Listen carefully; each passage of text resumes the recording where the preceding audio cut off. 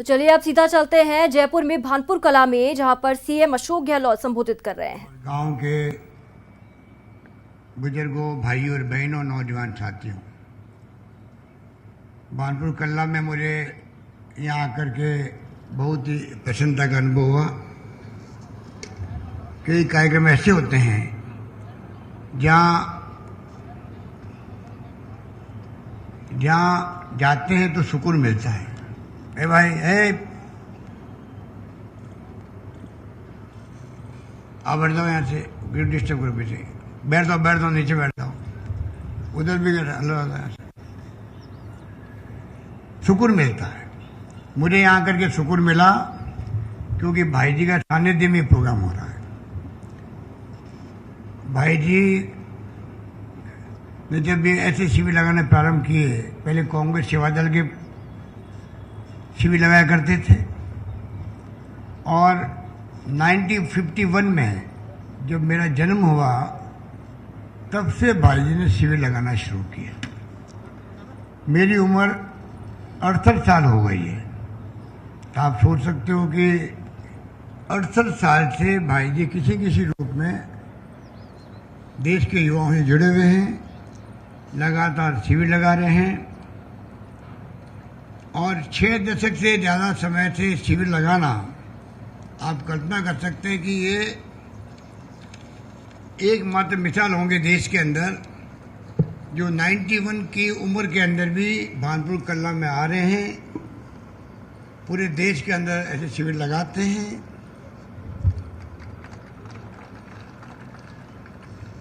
और विदेश में भी जाते हैं। वहाँ पे भी जो भारतीय रहते हैं उनमें संस्कार, उनकी परंपराएं, देश के बारे में नई पीढ़ी को वहाँ पर बताना किस प्रकार ये हिंदुस्तान अनेकता में एकता वाला मुल्क है। अलग अलग जातियाँ, बोली हजारों, संप्रदाय हजारों, क्या तरह तरह के संप्रदाय, अनेकता के अंदर एकता का निवास हिंदुस्तान में होता है।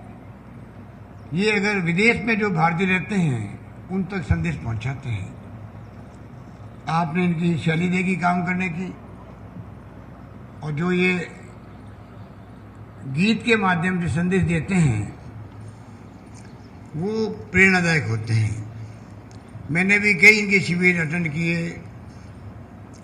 ऐसे शिविर हमने राजस्थान सरकार से भी, जब मैं 20 साल पहले मुख्यमंत्री बना तब मैंने लगवाए थे। पूरे देश में उसकी बहुत प्रशंसा हुई थी।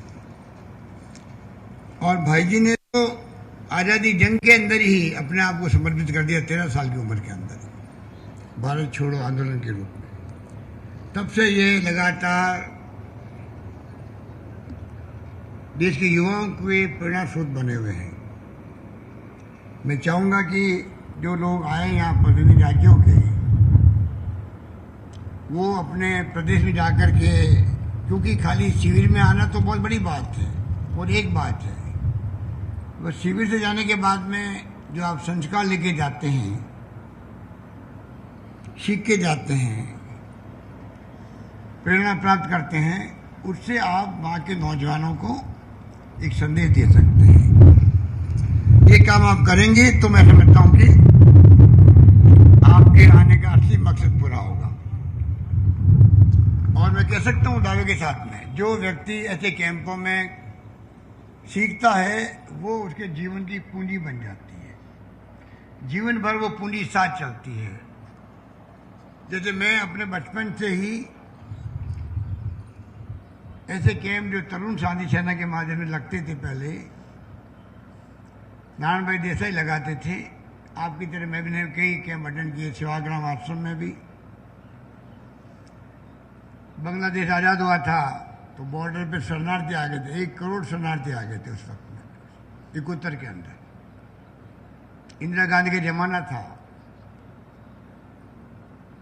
और हमारी फौजों ने पाकिस्तान के 2 टुकड़े कर दिए, बांग्लादेश बना दिया, और 93,000 पाकिस्तान के जो जनरल, कर्नल,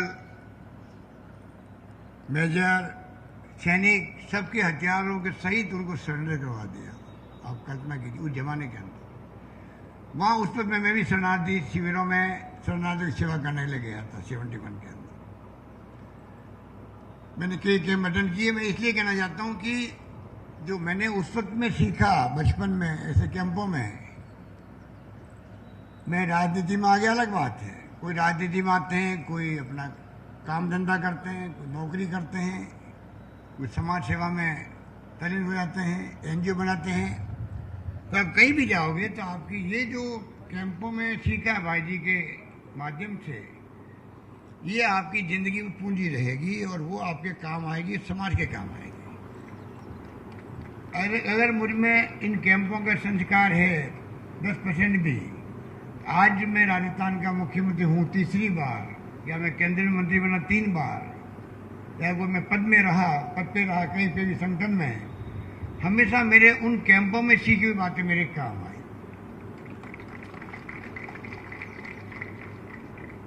और मेरी कलम चली तो कलम उस दिशा में चली जिसके लिए महात्मा गांधी कहा करते थे कि जो अंतिम पंक्ति में खड़ा है देश के अंदर, उसकी सेवा करने का धर्म होना चाहिए देश आजाद होने के बाद में। उसी रूप में मैंने प्रयास किए कि गांधी जी की जो भावना थी, जो संदेश था देशवासियों को आज़ादी के वक्त में, उस रूप में हमारी नई पीढ़ी चले। गांधी जी का भी 150 वर्ष चल रहा है। भाई जी ने तो 100 वर्ष पूरे हुए थे, तब भाई जी ने उस वक्त में पूरी भारत सरकार जो कांग्रेस सरकार थी, उसने पूरी आपको पूरी ट्रेन रेलगाड़ी गांधी जी के चित्रों की प्रदर्शनी के साथ में पूरे भारत भ्रमण में भेजी थी। तब भी मुझे याद है बचपन के अंदर कि मैं खुद गया था ट्रेन पे और प्रदर्शनी देखी थी। भाई जी उस ट्रेन को लेके पूरे मुल्क में घूमे थे। भाई जी एक बार आए, मेरा बचपन में जब मैं खुद 15 साल का हूँगा तो पहली बार मैंने भाई जी को देखा। हमारे के कामराज हुआ करते थे तमिलनाडु के भारतीय राष्ट्रीय कांग्रेस अध्यक्ष, ये उस वक्त में उनके साथ आए थे जोधपुर के अंदर दुभाषी के रूप में। मैं उस वक्त में उस मीटिंग में बैठा हुआ था। मैं अपने पिताजी के साथ में जो नगर परिषद के अध्यक्ष थे, उन्होंने के कामराज का अभिनंदन समारोह रखा। भाई जी को मैंने आपकी तरह बैठे उस जगह में बैठा हुआ था और मैं देखा कि किस रूप में ये अच्छी हिंदी के माध्यम से तमिल को हिंदी में दुभाषी के रूप में कन्वर्ट करके सुना रहे थे। तो भाई जी से रिश्ता मेरा भी करीब करीब 50 साल ज़्यादा का हो गया। और भाई जी ने अपने जीवन में डाकुओं का समर्पण भी करवा दिया। श्रमदान के माध्यम से जल महल जो है जयपुर में, उनके बड़े रूप में सफाई अभियान पूरा कर दिया। कानोता का डैम बनवा दिया।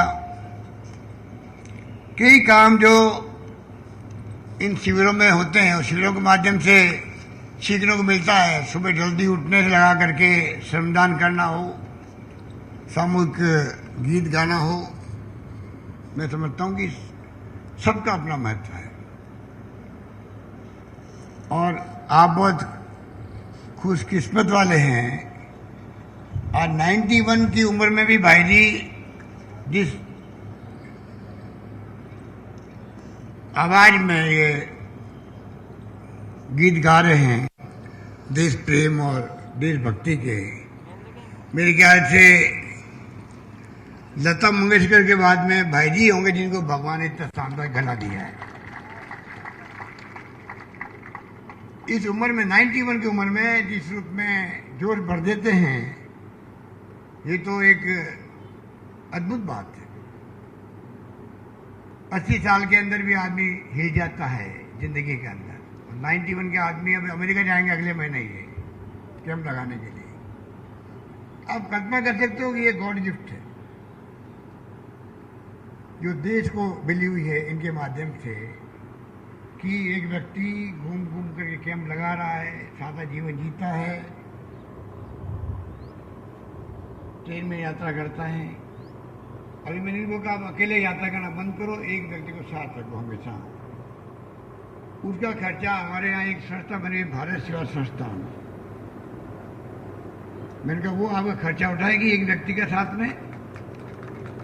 अब आपका अकेला जाना उचित नहीं है, चाहे अमेरिका जाओ, चाहे इंग्लैंड जाओ, चाहे हिंदुस्तान में कहीं जाओ, एक व्यक्ति साथ रखो। मैंने भाई जी को 2-3 साल पहले ऑफर किया था कि आप अपना आश्रम जयपुर में, जोधपुर में कहीं बना लीजिए, आश्रम पूरा मैं बना के दूंगा, आपका हेडक्वार्टर जयपुर में बन जाए, जोधपुर में बन जाए, ये मेरी इच्छा थी। तो भाई जी तो आप जानते हो कि घुमक्कड़ है, घुमक्कड़ होते हैं जो फकीर की तरह रहते हैं। असली फकीर तो ये है, कई लोग और फकीर बन जाते हैं। फकीर उसे कहते हैं जो फकीर की तरह रह रहा है।